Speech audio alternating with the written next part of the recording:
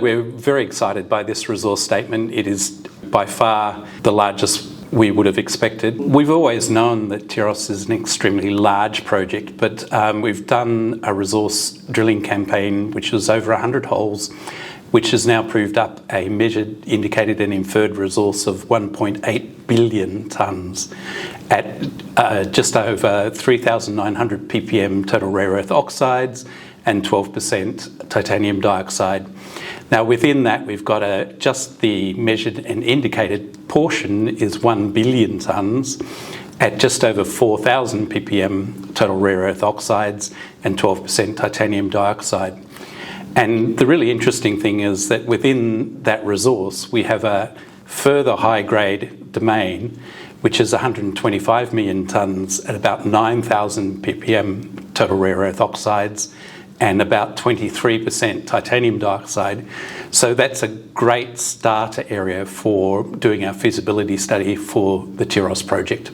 When you actually see the figures, I'm quite stunned by them. Significantly larger than any other project at the moment. The grades are significantly higher as well. And so we were prepared for it. We knew this was an extremely large project. The thing is, this resource is a subset of the exploration target at the central block of Tyros, and the central block only makes up about 9% of the entire Tyros project.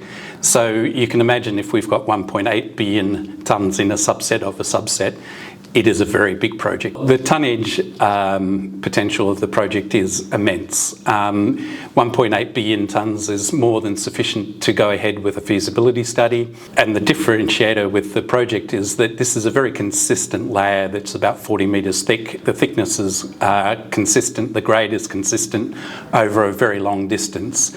So we've just concentrated on drilling, resource drilling on the central block, but we've drilled to the north and got the same grades and thicknesses, and drilled 35 kilometres to the south and got similar grades and thicknesses. It is in a highly weathered clay-like material, so free digging, very low stripping ratio, very easily mined. Now the next step is to go through the preliminary economic assessment, which we've now started, and we'll be making some additional announcements about that in the coming weeks.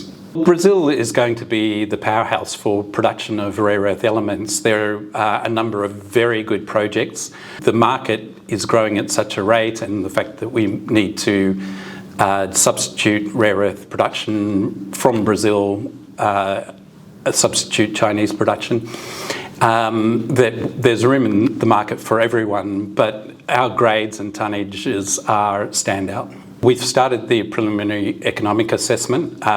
We're now applying for trial mining licenses. We've started our environmental impact assessment for the project. So we're moving ahead as quickly as we can to complete the preliminary economic assessment of the project, and that will lead to the preliminary feasibility study and the final bankable feasibility study.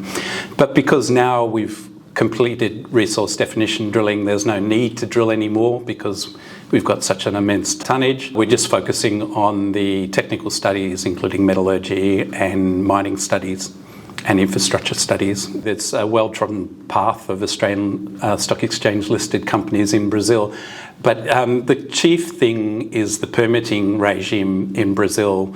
You can go through permitting quite quickly, in minimum 2-year period, and also the positive community support for mining in Brazil, and that's a huge advantage because most people are focused on jobs and economic development in our area. So we don't find any opposition to our operations there. And also, Brazil has very good infrastructure.